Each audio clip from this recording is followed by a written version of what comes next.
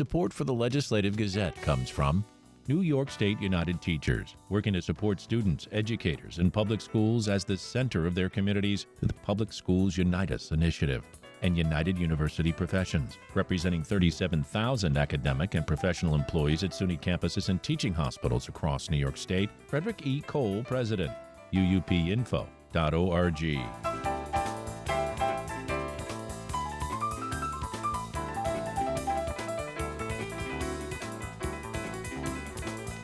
It's been a dangerous and damaging summer in upstate New York with a record number of tornadoes even before August.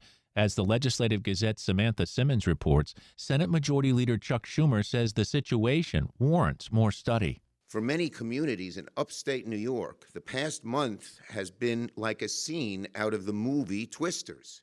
According to the National Weather Service, New York has recorded 23 tornadoes this month alone, setting a new record. It's also nearly double the record set in July 1992.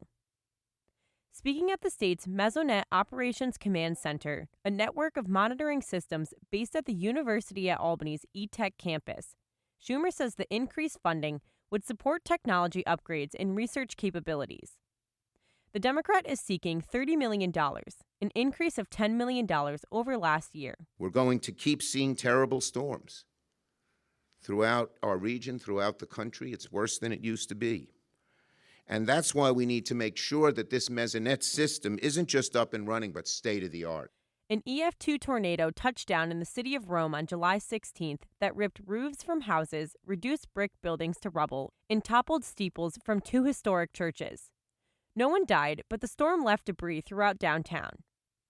New York Governor Kathy Hochul has requested a federal emergency declaration to support response and recovery efforts for 15 upstate counties impacted by storms on July 15th and 16th.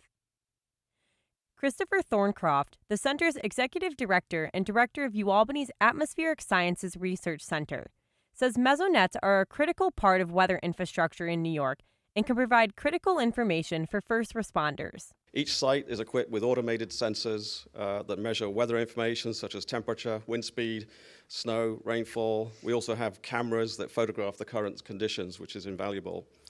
Mesonet data is collected in real time, feeding weather prediction models and decision-making support tools for across New York, including government, the National Weather Service, emergency managers, as well as the general public. Thorncroft says the funding would support the center's 127 sites across the state's 62 counties in laser technology used to monitor the atmosphere. Without that kind of money, we could lose some of the sensors, if you like. So we do need that extra money. Schumer's efforts come at a time when some Republicans are proposing to cut funding for the National Oceanic and Atmospheric Administration and the National Weather Service and privatize their services. Schumer says recent storms show why it's important to increase funding for weather systems. These are potentially life and death questions. If you can know better and quicker and more in advance where a tornado will hit and precisely where it will hit, you can save lives. In 2023, Schumer secured more than $1.3 million for UAlbany to expand its Empire State Vertex project, which uses data from 17 Mesonet sites to understand lower parts of the atmosphere and its instability every 5 minutes. Data gathered by the Mesonet can be accessed at nysmesonet.org. For the Legislative Gazette, I'm Samantha Simmons. This week, New York State Board of Elections commissioners approved the ballot language for a constitutional amendment that will appear before voters this fall. But some supporters of the proposal to add anti-discrimination and healthcare autonomy provisions are concerned that the wording fails to meet plain language requirements. The Legislative Gazette's Pat Bradley explains. And of the city of Plattsburgh, where it abuts the SUNY campus, what we're hoping to do is create a really smooth, quick, safe corridor. Plattsburgh Director of Community Development Courtney Meisenheimer notes that the bike-friendly plan has been guiding the citywide strategy that has led to opportunities to receive grants like the Climate Smart Communities. This will connect to the Saranac River Trail project that has been continuing to build out phase after phase. It will connect to, other roads that have sharrows on them, and so it's building this huge map of a Plattsburgh that is friendly to bikes, and we're creating important routes of connectivity, not just for recreation, but also for folks to commute to get from where they need to be. That supports folks, who don't have access to cars and they need to travel for work. It supports our student population in so many different ways. The Department of Environmental Conservation says the grants are intended to help communities take action to address climate change. The city of Plattsburgh has a climate task force and is working to obtain silver certification from the state. Coordinator Rochelle Armstrong is thrilled the city obtained this latest state grant. Such a project is right down our alley. We support it 100%. The fact is, we're all going to have to adapt to climate change. And not only does this kind of project help us to do that by, enabling us to think about other ways to travel rather than our cars, but then it's also a much healthier way to live.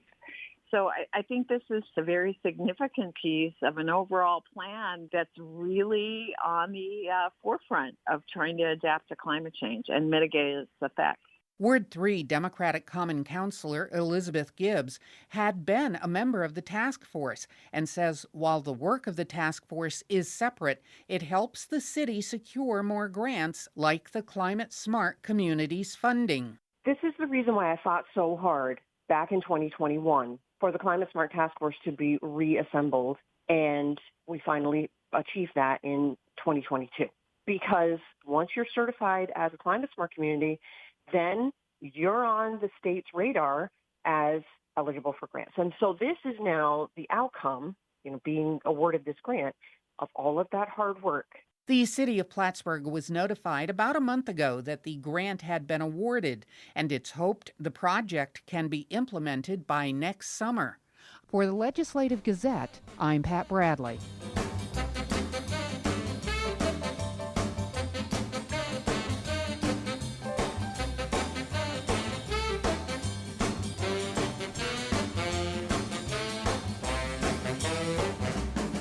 You are listening to the Legislative Gazette, a program about New York State government and politics. I'm David Gustina. This week I sat down with Blair Horner. He's the executive director of the New York Public Interest Research Group. And I began by asking Blair about his latest column, which talks about making polluters pay in New York. Just so the listeners know, the Climate Change Superfund Act is a legislation that passed both houses in Albany. And is scheduled at some point to go to the governor's desk. And the bill basically says that the state is facing huge costs due to climate change and the resulting more intense storms, which wash away roads and make schools hotter and make people sicker and make the air quality worse. I mean, all of those things cost money to deal with. And so the Superfund Act basically says that the oil companies should pick up at least part of the tab. Vermont actually passed a similar bill earlier this year in June. And it's along the same lines because in Vermont, there have been now twice the state capital has been flooded because of more intense storms in that state. And there's been more and more intense storms because of the changing climate and the rapidly heating planet. So the question really is who do you want to pay? The taxpayers or the oil companies? We argue the oil companies because they've known for decades, for at least 50 years, that the burning of fossil fuels would lead to a worsening climate and global warming, and that's exactly what's happened. And instead of being good corporate citizens and warning everybody, they bamboozled the public with phony baloney ads and spent campaign contributions on legislators who would not do anything about it and front groups. And so now we're stuck. And so we think they should pick up part of the tab, and they have the money to do it. So that's a little bit different than all of the other things you were talking about in terms of like how do you transition from a fossil fuel-based powered economy to one that's not. And there the state is slipping behind on its climate goals. There's a law on the books, the Climate Act, which sets specific goals and a phase out of the reliance on fossil fuels by 2050, which is what the world scientists say has to happen. And New York is slipping past its goals. Its first goal is coming up in 2030 in terms of, I believe, 70% of its power coming from non-fossil fuel sources. And it's nowhere near that. And so a lot of rhetoric out of Albany turns out to be hot air, and unfortunately, it can't be used to generate power for the state of New York. Let's continue this conversation about the climate. You mentioned transitioning is a whole different thing. Now I see the Business Council of New York State is out with recommendations. They say they need a more, quote, thoughtful and practical approach to the climate transition.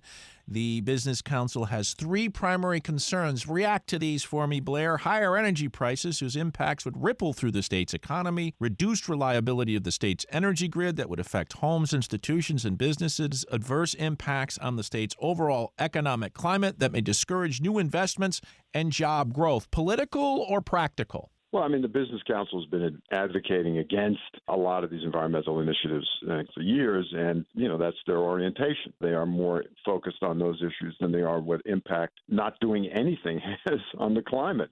Let's start with the basic facts. The world's experts at the International Panel on Climate Change, the IPCC, which is a global group organized by the United Nations of the world's top thousands of climate scientists. They say that to avert catastrophe for the planet, the world has to be off fossil fuels by the middle of this century. Basically, net zero greenhouse gas emissions. We just marked 3 hottest days on record ever, right? Correct. And every year is, on average, hotter than the previous year. And the world's experts say in order to do that, you have to curb greenhouse gas emissions, and you have to work towards zero by the middle of the century. Otherwise, it's a catastrophe for civilization on the planet, not also to mention all of the other species that are not human. That's what the science tells you. And the affordability question, which the Business Council raises, imagine how expensive it's going to be to live in circumstances where the planet is out of control in terms of its climate change. That's going to be an enormous cost, economic, human terms, and the environment generally. And we're already seeing it, as you referenced, in Vermont and New York, of course. Yeah, well, and New York, right. I mean, there's been, unprecedented numbers of tornadoes, more intense storms. Last year, people might remember, at the end of May, beginning of June into July, the air quality was terrible. In fact, the air in New York City turned orange at one point because of Canadian wildfires. Now, all of that, the wildfires are not just about climate change. Sometimes they're about arson. But when you have a drier forestry and drier undergrowth, anything like that, a lightning strike, arson, whatever it is, makes the storms worse. So you start with the science. The science says the world has to get off fossil fuels. The United States is not moving fast enough. California, New York, Massachusetts, those are the states that have to lead the parade. That's what the state's climate law does. It can't be more thoughtful than being based on science. Now, because the state is dragging its feet, that could be the reason why we're not going to meet the goals. It has more to do with a failure of political will than it does the practicality of the goals. New York is not at the lead in terms of a lot of the renewable goals that in the country. California's had, I think, 100 straight days of at least part of each day being powered by 100% non-fossil fuel power. Renewables. That's Blair Horner, Executive Director of NYPIRG, the New York Public Interest Research Group.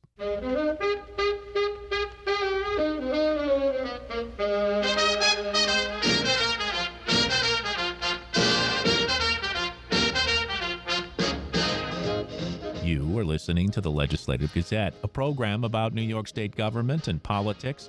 I'm David Gustina. Although they remain down on politics, New Yorkers are feeling optimistic about the future, according to a new Siena College Research Institute poll. The Legislative Gazette's Dave Lucas has more. Poll director Don Levy says the survey finds New Yorkers describe themselves more as optimistic than as pessimistic by 78 to 21%. Overwhelmingly, 78% said, I'm optimistic.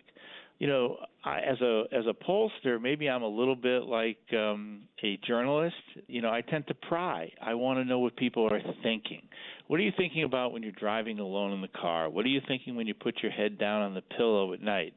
And so then we ask, as you think about how you feel most days, Do you feel like you spend more time worrying, more time being happy, or you spend about equal amounts of time? Those are minutes and seconds that you spend in the privacy of your own mind. And 36% of all New Yorkers said that they spend more time being happy. Fewer, but still a decidedly large group, 28% said they spend more time worrying, and the balance, also about a third, said they move back and forth. Levy says respondents 65 and over say they're spending more time being happy rather than worrying. 73% of New Yorkers say they're more likely to feel worried when they think about money. And for New Yorkers earning $50,000 or less, 82% say when they think about money, they're worried. Those New Yorkers who make $50,000 or less were very forward with us, and by 41 to 26, they say, I spend much more of my time worrying than I do being happy.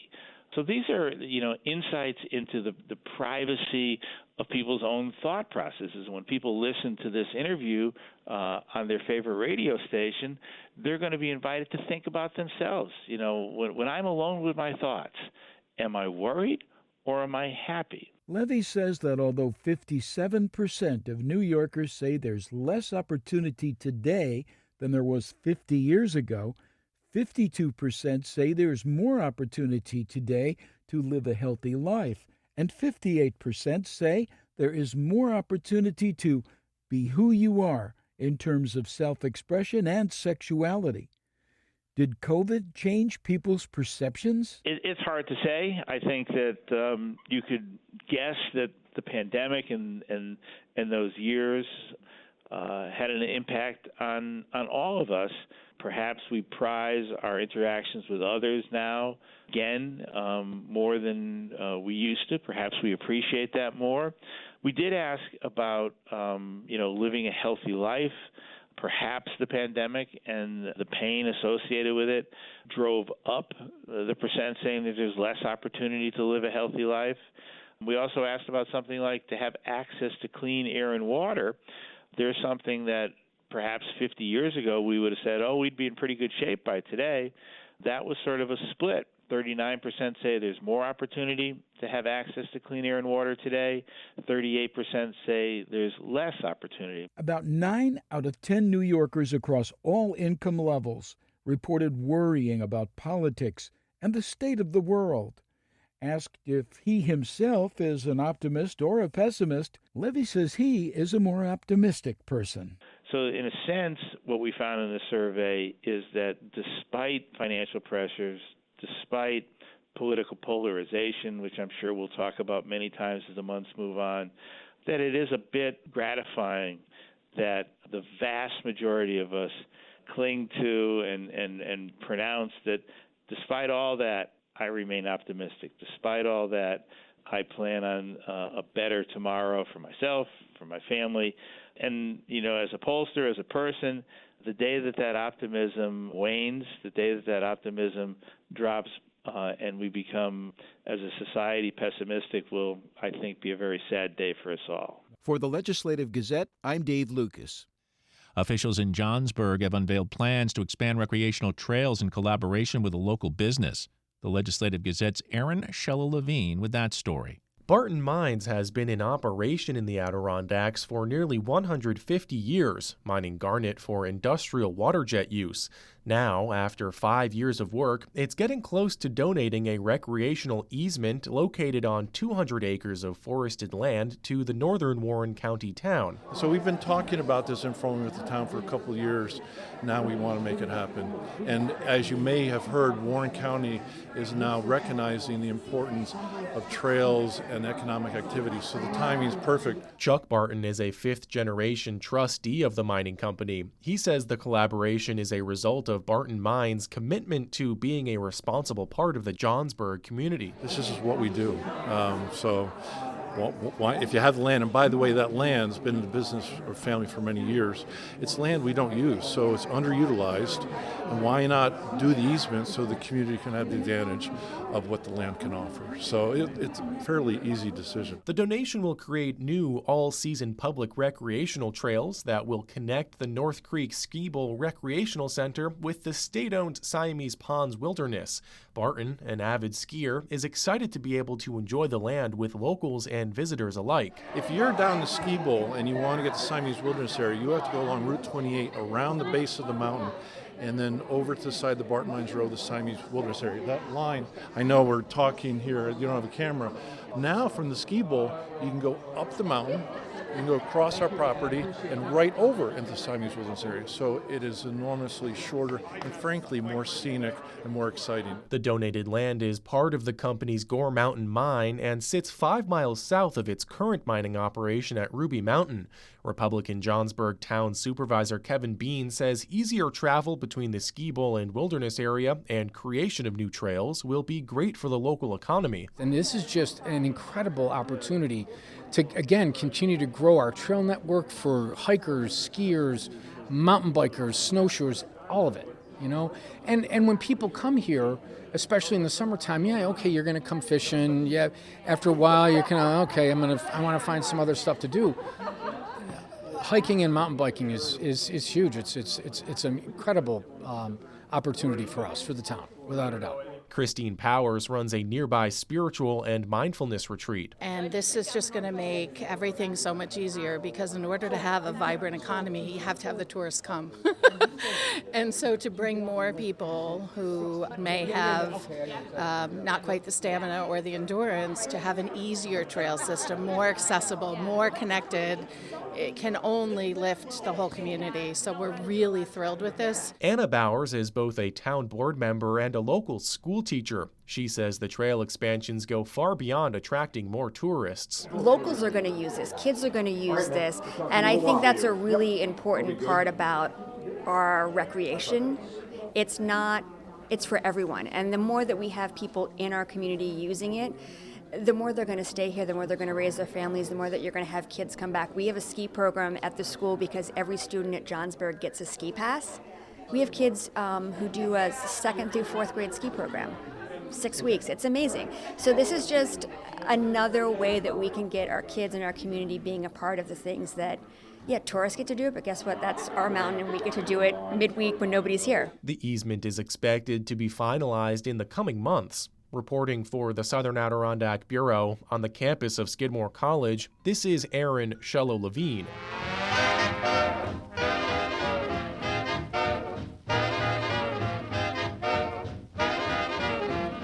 You are listening to the Legislative Gazette, a program about New York State government and politics. I'm David Gustina. After a close Democratic primary, the general election field is set for New York's 102nd State Assembly District seat. More from the Legislative Gazette's Lucas Willard. Earlier this month, the 5 counties included in the recently redrawn 102nd New York State Assembly District released their official tallies from the June 25th Democratic primary. Janet Tweed finished 77 votes ahead of Mary Finneran. Official results from Albany County were published July 10th, following tallies by Delaware, Greene, Otsego, and Schoharie counties. Finneran, a retired art teacher and Cairo-based advocate who was endorsed by the Working Families Party, has not yet conceded in the race. She declined multiple requests for a WAMC interview, waiting until the State Board of Elections certifies the primary results. Tweed, a Delhi Village board member and physical therapist by trade, said she has been looking to November since finishing ahead of Finneran on primary night. Her campaign declared victory on July 5th. Now, readying for a general election matchup against Republican incumbent Chris Tague, Tweed says she would bring a rural perspective to Albany's Democratic supermajority. It's someone who's in the room at the table with other Democrats, but being able to say our main goals may be the same, but some of the focus, some of the ways that plans need to be implemented, you need to also pay attention to the needs and the differences that rural communities have. Touting her local government experience, Tweed said if elected, her approach would involve the 2 C's, communication and collaboration. Where I've had success at my positions on town and village boards is being able to do that, to find that shared focus where what do we agree on and what can we work toward? And that does require communication, but also collaboration. What's working, what's not.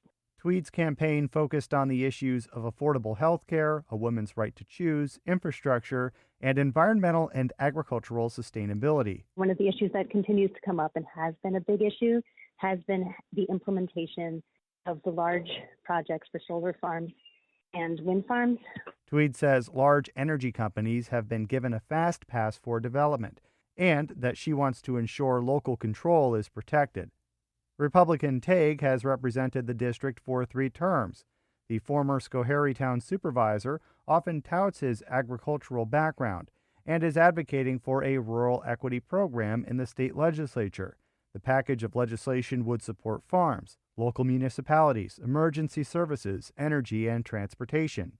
The 2024 RNC delegate is confident voters will line up behind Republicans this fall. I'm not one of those people that lets grass grow under their feet. I have always, and because of my experience at this, you have to be out there, you have to be among the people. And everywhere I go, people come to me and say, we got to win this November. We got to save this state and we got to save this country. Like Tweed, Tague also supports protecting home rule. The Republican took a vocal stance against the so-called RAPID Act, a provision in the state budget that expedites the permitting and approval process to connect clean energy projects to the grid. Tague says the legislation threatens family farms. Looking toward November, Tague says he does not know his Democratic opponent. I've met her once. She seems like a very nice lady, but I can guarantee that her and I have some very serious fundamental differences on policy and how our state and how our country should look. Election Day is November 5th. For the Legislative Gazette, I'm Lucas Willard. And that about does it for this week's show. The Legislative Gazette is a production of WAMC Northeast Public Radio. We had help from the New York Public News Network. You can listen to the Legislative Gazette anytime at WAMCpodcast.org or anywhere you get your podcast. Look for program number 2431. And join us again next week at this same time for more news on New York State government and politics. For the Legislative Gazette, I'm David Gustina. Support for the Legislative Gazette comes from United University Professions, representing 37,000 academic and professional employees at SUNY campuses and teaching hospitals across New York State. Frederick E. Cole, President. UUPinfo.org.